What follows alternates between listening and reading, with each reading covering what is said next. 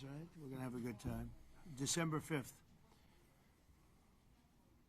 Well, thank you very much, everybody. It's an honor to be with a very strong leader, a man who has been through a lot, and a man who I've gotten to know very well, and we've gotten along really very well.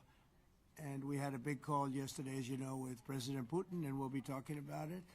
President Zelenskyy of Ukraine has endured a lot. I mean, he really has. He's endured a lot, and we've endured it with him. To be honest, it's been a long time, and I think we're making great progress. So we're going to be talking about that today. We'll be talking about what took place yesterday with my phone call with President Putin, and I think that things are coming along pretty well.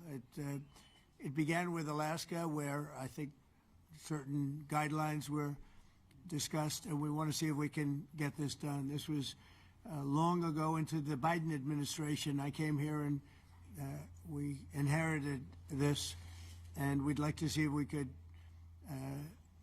finish it, end it. We want it ended. So many people have died in this war, and we're gonna get it ended. So I just want to thank you all very much. If you have a couple of questions, go ahead, please. In fact, before I do that, let me just ask the President to say a few words. Thank you, President. Pleasure. Glad to meet you again, Mr. President. Thank you very much for the invitation. Again, my congratulations with your successful ceasefire in the Middle East. Thank you. Yeah, and you did it, and I think this is a momentum to finish Russia's war against Ukraine. I think that, yes, we understand that Putin is not ready. I think not ready, but I think that I'm confident that with your help we can stop this war, and we really need it. We see that they don't have successful steps on the battlefield, and it's good. I think that their army is weak now, but a lot of losses. They have a lot of losses, and in economy and people, and I think this is very important moment. And I wanted to thank you, Mr. President, after our phone calls. Yesterday I had a good opportunity to meet with the big American energy companies, and they're ready to help us. Yes, after all these attacks on our infrastructure, Russian attacks, and etc. And I had also meetings, thanks to your team. We had meetings with a good military companies. We spoke about air defense, and I want to share it after with details where we are. Thank you. Thank you so much. Thank you very much. Mr. Very good. And I think it looks beautiful in his jacket. Yeah? It's a beautiful. I hope people notice. It's a good. It's actually very stylish. I like it. President Trump. Yeah, please go ahead. Under the Biden administration, the White House was fearing of a possible escalation. They were not allowing the Ukrainians to strike into Russia, fearing of this escalation. Yeah.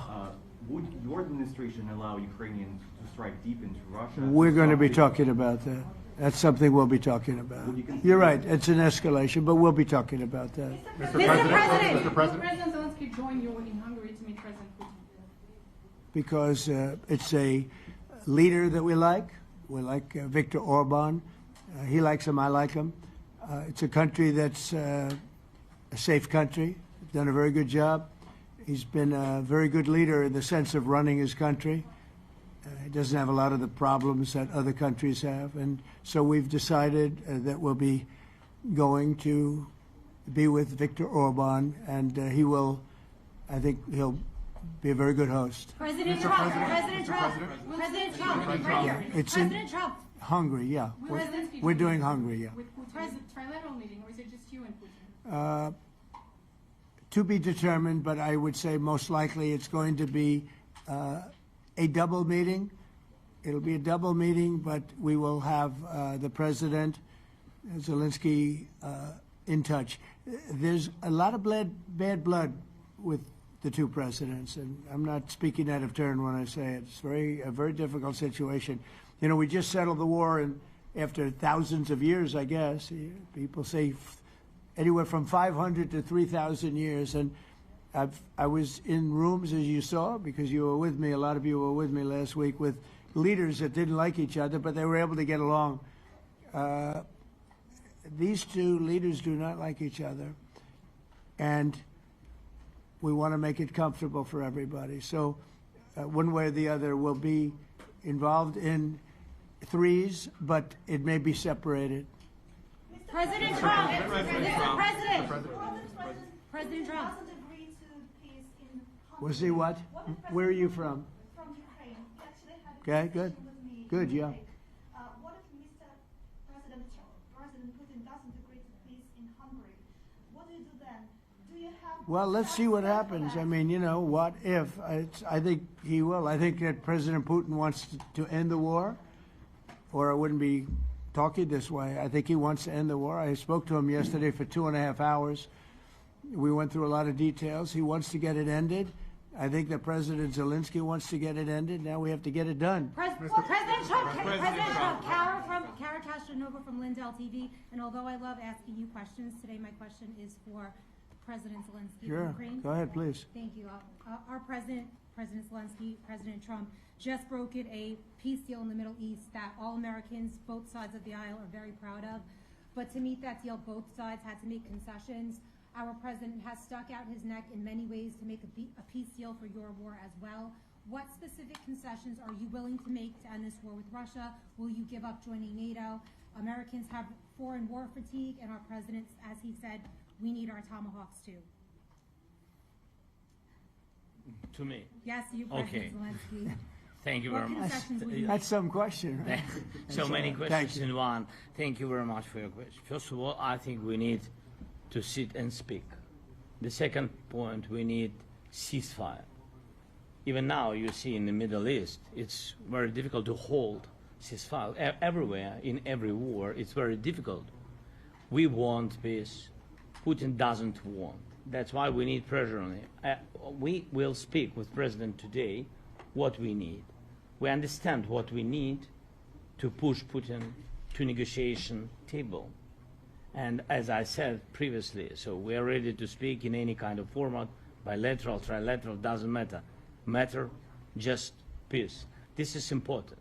And we don't speak about NATO or NATO. For Ukrainians, it's very important. Of course, it's our decision, decisions of allies to decide where we are. But are you willing to give Yes, up but joining the NATO? most important thing for people in Ukraine, which are under each day's attacks, to have really strong security guarantees. NATO is the best, but weapon is very important. Allies on our side is very important, and between us, for us, bilateral security guarantees between me and President Trump is very important. I don't know, we didn't speak with details about it, but this is the most important document because the United States is very strong. Sir, President Trump, Peter? President Trump, you are the middleman right now, hoping to end this conflict. Who is doing a better job negotiating, President Zelenskyy or President Putin? I think they're both doing a great job in that sense. We have to get it done. We've got to take some of the hatred of each other. They don't like each other. I say that in front of President Zelenskyy, but I say it in front of President Putin too. They have tremendous bad blood. It really is what is holding up, I think, a settlement. I think we're going to get it done, and we have to make it long-lasting. As I said in the Middle East, everlasting, right? Everlasting. And the Middle East is a much more complicated situation. We had 59 countries involved, and every one of them agreed. And it's sort of amazing. Most people didn't think that was doable. This is going to be something I really believe that's going to get done. I had a very good talk yesterday with President Putin. I think he wants to get it done. And President Peter? Zelenskyy, right behind you.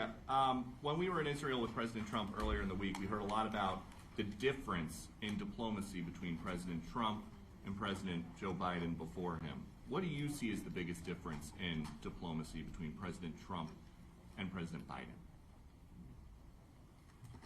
President Trump has a big chance now to finish this war. President Biden now is not the president, so he doesn't have a chance to finish this war.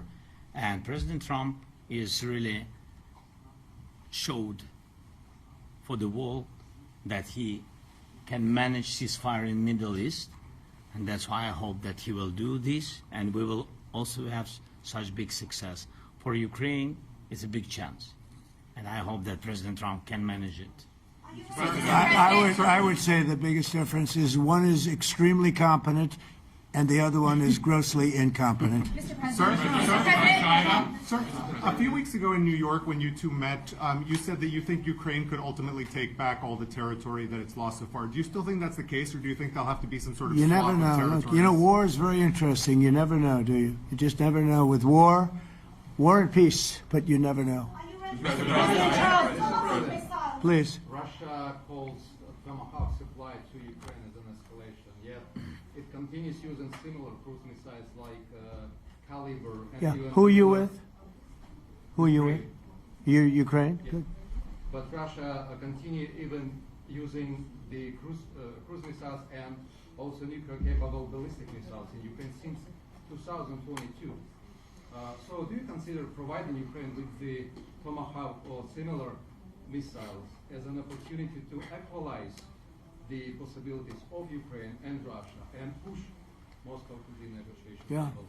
Sure. We're going to be talking about that. That's why we're here. Okay? Fair question. Exactly as he told you to say it.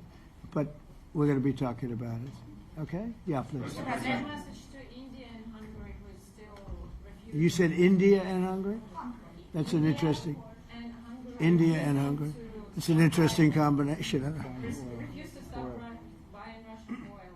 Well, India is not going to be buying Russian oil anymore. And Hungary is sort of stuck because they have one pipeline that's been there for years and years and years, and they're inland. They don't have sea. They don't have sea. And I spoke with the very great leader of Hungary, and they are, you know, it's very hard for them to get oil. I understand it. Hungary's in a very interesting position because they can't have ports. You know, they're surrounded by land. So we'll see what happens there. But India will not be buying oil from Russia. And, they've already de-escalated, and they've more or less stopped. They're pulling back. They bought about 38% of the oil, and they won't be doing it anymore. Mr. President, Melania Trump has been helping you in achieving peace in Ukraine. Who has? First Lady Melania Trump Yeah. has been helping in returning abducted Ukrainian children from Russian captivity. President Zelenskyy, do you appreciate those efforts? How do you assess them? And did you ask her to step in and to help you? No, she wanted to do it. She just felt very strongly about the children, and she's done a really good job, I think, in bringing it to the fore. You know, we have a lot of children involved. Now, it's some people say it's 20,000, and some people say it's 300. There's a big difference between that, so nobody really knows. But she felt very strongly about the children. She thinks about the children all the time. President Trump, if you okay Tomahawks to Ukraine, what's going to happen if the United States is in a conflict and we need the Tomahawks? Do we have Well, enough? that's a problem. We need Tomahawks, and we need a lot of other things that we've been sending over the last 4 years to Ukraine. We've been, you know, we gave them a lot. Now we have a different situation. We send it to the European Union. They pay for it and all that, and they have plenty of money. But it's beyond the money. You know, we need Tomahawks, and we need a lot of other weapons that we're sending to Ukraine. One of the reasons we want to get this war over is exactly that. It's not easy for us to give. You're talking about massive numbers of very powerful weapons. So that's one of the things we'll be talking about. Hopefully they won't need it. Hopefully we'll be able to get the war over with without thinking about Tomahawks. I think we're fairly close to that. Yeah, go ahead. Can I say, Yeah, please. just you to understand. So for today, of course, we want to finish this war, but the war is another technological war. You don't use just Tomahawks. If you want to target a military goal, you need thousands of drones. It goes together with such missiles. Ukraine has such thousands of our production drones, but we don't have Tomahawks. That's why we need Tomahawks. But United States is a very strong production, and the United States has Tomahawks and other missiles, very strong missiles, but they can have our thousands of drones. That's why where we can work together, where we can strengthen American production. And so just so that I understand, so you're suggesting kind of a trade. If President Trump okays Tomahawk missiles to help you launch Yes, it's into about Russia, military goals. then It's you only would about let- military goals. Right, but then you would authorize some kind of an exchange where Yes, of course. the U.S. gets Yes, we have Ukrainian- proposition. Yeah, And we have big proposition President- with our drones. President Trump, I don't mean to be brokering an arms deal here, but is that something that you would be interested in, Ukrainian drones? We are, yeah, we would. We have a lot of drones right now. We build our own drones, but we also buy drones from others, and they make a very good drone. I mean, drone warfare has really come to the fore over the last couple of years because of this war. I will say, there's nothing like the jets. You know, we knocked out a lot of drones in Israel. We were knocking them out for Israel, and we were doing it with extremely fast and powerful jets, following the drones and knocking the hell out of them. So, it's, you know, we know a lot about the drones, and we know a lot about the great jets, the great ones. The ones, well, and the B-52s, which were totally they were stealth. They were undetectable. So we have a lot of different weapons. And, you know, I have an obligation also, though, to make sure that we're completely stocked up as a country, because you never know what's going to happen. In war and peace, right? You never know what's going to happen. So we're going to be talking about Tomahawks, and would much rather have them not need Tomahawks. Would much rather have the war be over, to be honest, because, you know, we're in it to get the war over. We're selling a lot of different types of weapon, as you know, to the European Union. We're not in it for that. We're in it to get it over. We're losing thousands of people a week, thousands of people, Russian, Ukrainian, and mostly soldiers. I mean, mostly soldiers. But we're in it to see that end. And if we can end quickly, and I think we can. I mean, I had a very good talk yesterday. We're going to be talking about it. But I had a very productive talk yesterday with President Putin. We'll see what happens. But the war in the Middle East was far more complicated. We got that one done. And I think we have a good chance. I think President Zelenskyy wants it done, and I think President Putin wants it done. Now all they have to do is get along a little bit. Can you give us an update on the trade negotiations with China, or perhaps Secretary of Defense? Yeah, I will, and I'm going to let Scott do that. But I think we're doing very well. I think we're getting along with China. China would like to have something. As of this moment, we'll be meeting in a couple of weeks. We'll be meeting in South Korea. You think myself. will go forward? I think so. It looks like it's going forward. I think so. They want to meet. We like to meet. I have a very good relationship with President Xi, and we're going to see what happens. But, you know, for years we were taken advantage of by China very badly. We were losing hundreds of billions of dollars a year to China. We really built their military, if you think about it. The kind of money that presidents allowed to be lost to China was just insane. And then when I came into office, as you know, I put very severe tariffs. So we took in hundreds of billions of dollars in my first term from China. Biden let that go because it was so much. He let it continue, but he gave all sorts of exceptions. And by the time you looked at it, Scott, I would say it wasn't the same thing. He would give an exception for anything. If you got up and went out to dinner, he'd give you an exception. So it wasn't the same thing. But I put on very serious tariffs. So we took in hundreds of billions of dollars. And then I left office. The election was rigged. I left office, and that was the story. Now I come back, and we are in a very strong position because of tariffs. We're in a very powerful position because of the fact that we have tariffs. If we didn't have tariffs, we would be in a very weak position. We would be in a weakened state. But with tariffs, we've made hundreds of billions of dollars, not only from China, but from others. And China wants to talk, and we like talking to China. So we have a very good relationship, and we're going to be meeting in South Korea a couple of weeks. And I just got back from a long trip. I'm going on another long trip. And Scott, do you want to say a few words on that, please? Yes, sir. So the entire relationship stems from the great respect that the two leaders have for each other. China did a substantial, unprovoked escalation last week. We were unable to get in touch with them. Since then, it's been IMF World Bank Week. They have had working level people here who there have been meetings. The vice premier, who is my counterpart, and I will be speaking this evening at around 8:30, 9 o'clock. And then he and I and a delegation will meet in Malaysia probably a week from tomorrow to prepare for the two presidents to meet. So I think that things have de-escalated. We hope that China will show the respect that we have shown them. And I am confident that President Trump, because of his relationship with President Xi, will be able to get things back on a good course. Is the hope for that meeting with you and President Xi some kind of trade deal then, or Could would it be. more Look, I think small, we're in a very like strong trade deal? position. I think we're in a very strong position. We're getting, as you know, as of November 1st, I could move it up if I wanted, a 100% tariff over and above what we get now. So that would make it about 157%. And China doesn't want that, and they want to talk, and we're talking. And I think we'll make a deal that will be good for both. I think we will do something. But you have to understand, we never got anything from China. It was a one-way street. For many years, for decades, it was a one-way street. And they became rich because of the United States. And frankly, presidents that, let's be nice, they didn't know. They just didn't know. They didn't understand what was happening to them.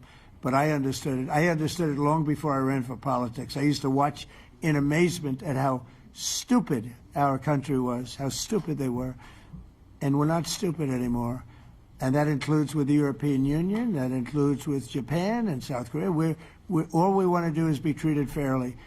But the fairly is hundreds of billions and even trillions of dollars coming into the United States. And it's our national security is secure because of tariffs. If we didn't have tariffs, we would have no national security. So it's very important. Will you seek China's help in ending the war in Ukraine? Do you need them to put pressure on Russia? I'll be discussing that, but I'd love to see it ended before that. President I mean, I think we have a chance of ending the war quickly if flexibility is shown on behalf. And again, we're not losing people. The United States is not. We're not losing people. We're not spending money. We're getting paid for the, ammunition and missiles and everything else that we're sending to the European Union, but to NATO.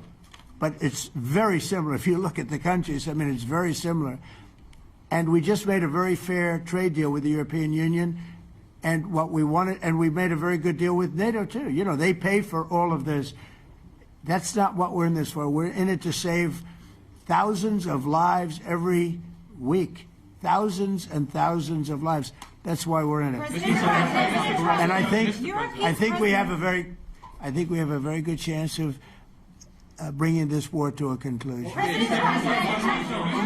president and your cabinet has done honestly an excellent job. I think that a lot of people could agree to that. Thank you. I'm speaking as someone who lost my father in a war, so I know the human cost.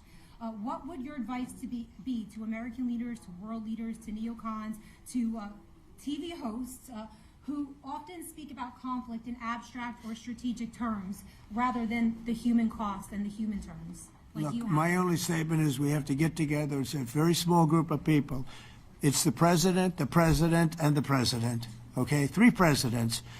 And I'm the mediator president. And I'm mediating not an easy situation. It should be easy, but it's a lot easier when people understand each other, when they get together, and when they like each other. We don't necessarily have that situation as far as like is concerned.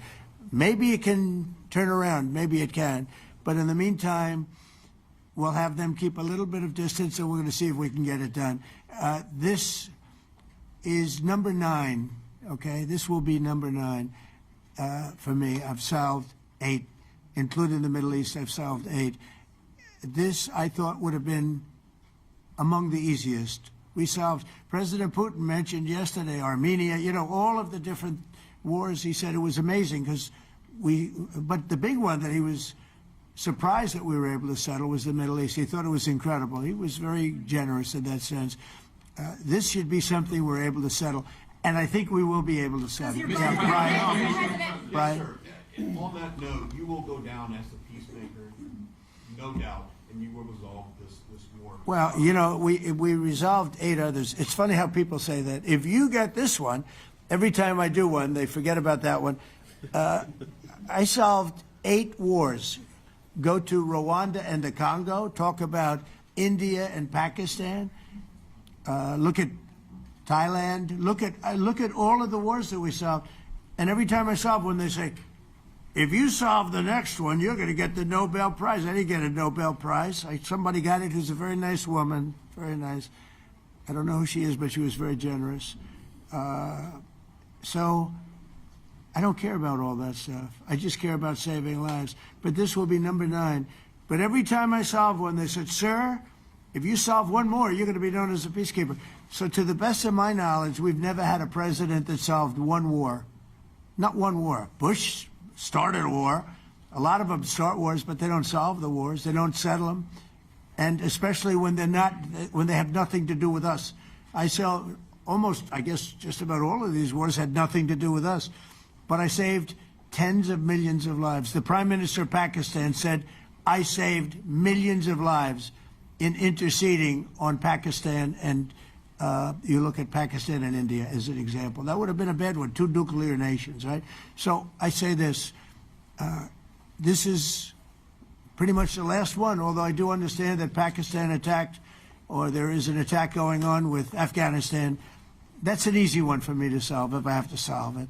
In the meantime, I have to run the USA, but I love solving wars. You know why? I like stopping people from being killed, and I've saved millions and millions of lives, and I think we're going to have success with this war.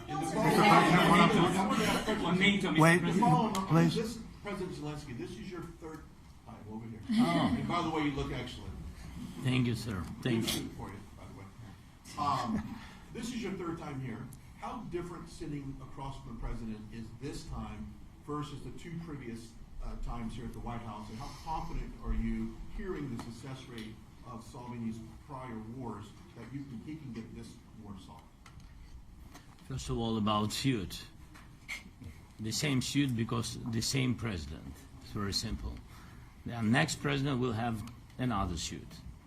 Yes, about our relations with President Trump, I think we have important dialogues, and I think we begin to understand each other. Yes, and I know that President is briefed very well about situation in the battlefield, and he knows a lot what's going on the battlefield in Ukraine, and I think it really helps. When you know a lot of things, a lot of details about one or another war, it helps a lot. But we are still in a war, and I hope we can manage. I think it's important. Some countries are not meeting their commitment. You pointed out Spain. They said that it's impossible. No, Spain has not come through. No, Spain has not been loyal to NATO. Spain has been, they're the only one. Everyone went up to, as you know, I mean, you were at 2% and they all went up to 5%, but Spain disagreed with that. I think Spain should be reprimanded for that. I think it's very bad that they did that, but that's up to them. That's up to NATO and Spain. They cannot be expelled from NATO. Can they or not? They cannot, according to the treaty, but they also claim that they are protected by the European Union umbrella for trade. Well, the other people, many of the other countries are in the European Union too. They're not complaining, right? President Zelenskyy tell you that Putin is serious. That's of interest. Mr. They're President. protected by Mr. Yeah, please go ahead. Thank you, Mr. President. Do you think you can carry the momentum from the Middle East deal over to this deal? And if I do. So, how does that move the needle? Yeah, I do. I think we carry a lot of momentum, a lot of credibility. Getting Middle East done was very important. Nobody thought it could be done. That was one nobody thought could be done, and we got it done. And a lot of that was the big hit that we put on Iran with respect to the nuclear. They took that was an unbelievable military maneuver, the B-2s, and many other planes involved, by the way, but the B-2s. Yeah, I think nobody expected that to happen, and you know we had 59 countries involved, and these were countries very diverse. You had Arab, Muslim, Jewish. You had every country, Christian. You had every country, many countries involved, and we got that done. And we got it done pretty swiftly after we after we set the table properly. We had to set the table properly. This should be one that we get done. And I think the table is set properly here now, too. And it'll be a great honor. It'll be a great honor to get it done. And the Ukrainian people are great, and the Russian people are great. And obviously they have much in common, as we understand. They have a lot in common. So it'll be a great honor to get it done. Yeah. On Venezuela, there are survivors from your latest boat strike. What happens to those survivors? Well, I'll ask Marco to discuss that possibly. Yeah, it's well known there's an ongoing narco-terrorist operation the United States has been conducting. As far as details of any recent strikes, we're not prepared here to announce all those details, but you'll get that information here very shortly. And how are there survivors when these are meant to be lethal attacks? Yeah, again, I mean, we're undertaking these operations against narco-terrorists. That's what these are. These are terrorists. Let's be clear. And but as far as the details of any recent operations, when we are prepared to announce those, we will, as the president has consistently done. So you may get something on that later today. Let me ask you, that was in a submarine, right? We attacked a submarine, and that was a drug-carrying submarine built specifically for the transportation of massive amounts of drugs, just so you understand. This was not an innocent group of people. I don't know too many people that have submarines, and that was an attack on a drug-carrying, loaded-up submarine. Yeah. On Putin, is it your belief, as Mr. Zelenskyy said yesterday, that the threat of tomahawks and costs, as Secretary Hicks had put it, is that bringing him to the table, the fact that it's kind of a carrot and stick? I don't know what's bringing him to I think he wants to make a deal, that's all. I can't tell you what's bringing him. Sure, that's the threat of that is good, but the threat of that is always there. Tomahawks are very dangerous weapons. They're incredible weapons. If you like warfare, it's one of the most accurate. You know, we hit 30 Tomahawks in Iran after the B-2s did their damage. We sort of gave it a little capper with 30 Tomahawks from a submarine, quite far away actually, but they're an amazing weapon. They're a very powerful weapon, but they're a very dangerous weapon, and it could mean big, escalation. It could mean a lot of bad things can happen. Tomahawks are a big deal. But one thing I have to say, we want Tomahawks also. We don't want to be giving away things that we need to protect our country. We have a very strong country right now. We have a strong military. We have the greatest military in the world. We have the greatest weapons in the world. I want to get this war over. Okay? Putin-Trump tunnel to connect Russia and Alaska. Are you interested? I just heard about it. A tunnel from Russia to Alaska. I just heard about that one. That's an interesting one. We'll have to think about that. I hadn't heard that. We just did a nice road in Alaska that's going to get us to a lot of minerals, and we have a piece of it, a good piece of the ownership because of the fact we made it possible. But this came up yesterday, a tunnel from Russia to Alaska. That's an interesting. What do you think of that, Mr. President? Do you have any ideas? How do you like that idea? I'm not happy with this. I don't think you're going to like it. I don't think he liked it. I don't think he liked it. President Trump, do you think that Vladimir Putin, do you think that Putin is your gut instinct? Well, we had a senator that wanted, remember, from Hawaii. She wanted a tunnel from the mainland to Hawaii. And she said, well, we can't do that, so we're going to build a railroad to Hawaii. Do you remember? She's a current sitting senator, a Democrat. She wants a railroad to go to Hawaii, right? You know who that is, right? She's another. She's another beauty. President Trump, your gut instinct. Yeah, please. On your meeting with Putin, aren't you concerned that maybe the Russian president is trying to buy himself more time? Yeah, I am. But you know, I've been played all my life by the best of them, and I came out really well. So it's possible. Yeah, a little time. Is your gut instinct it's all right. But I think that I'm pretty good at this stuff. I think that he wants to make a deal. I made 8 of them. I'm going to make a 9th. I think he wants to make a deal. Do you consider Russia to be a paper tiger? Do you think, judging by the state of its economy, Well, I think that he should have won the war in a week. Yeah, I do think. And if we didn't give the anti-tank missiles, as you know, the javelins they call them, They got stuck in the mud.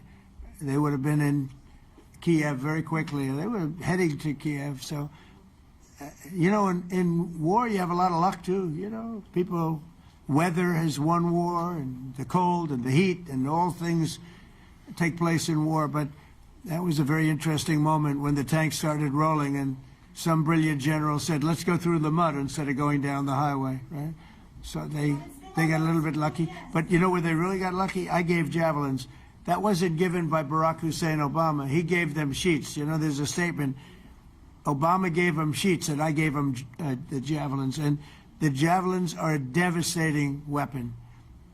And that wasn't given by Obama. That was given by, because at the time it was Obama. That was given by me. So it was like one of those things. And you had hundreds of them. They're a devastating weapon. We have a lot of devastating weapons. I'd rather not use them. But that was a big moment. You know, when the tanks got stuck, they got stuck. And call it luck or call it talent. I'm not sure what you'd call it, but it was a big moment in time. Do you think Democrats will give you credit? Do you think Democrats will give you credit when you finally end this war, like they did with the war in the Middle East? And I think right now the Democrats are really damaged, mentally damaged. They want to take $1.5 trillion with a T, $1 trillion, and give it to people that invaded our country. They came into our country illegally, from prisons, from mental institutions, gang members.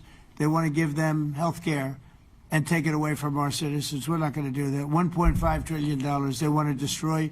They want to destroy our health care system. We're not going to let that happen. Have you authorized CIA operations in Venezuela as part of? Well, I wouldn't say that, but some interesting things are happening around the world. I'll say that. Mr. President, it has been reported that Maduro offered everything in his country, all the natural resources. He even recorded a message to you in English recently, offering mediation. What should we do in order to stop that? He has offered everything. He's offered everything. You're right. You know why? Because he doesn't want to fuck around with the United States. Thank you, everybody. Thank you. Thank you, Press. Thank you, everybody. Thank you, guys. Thanks, guys. Let's go. Start moving. Thank you, guys. Let's go. Thanks, guys. Thank you, Press.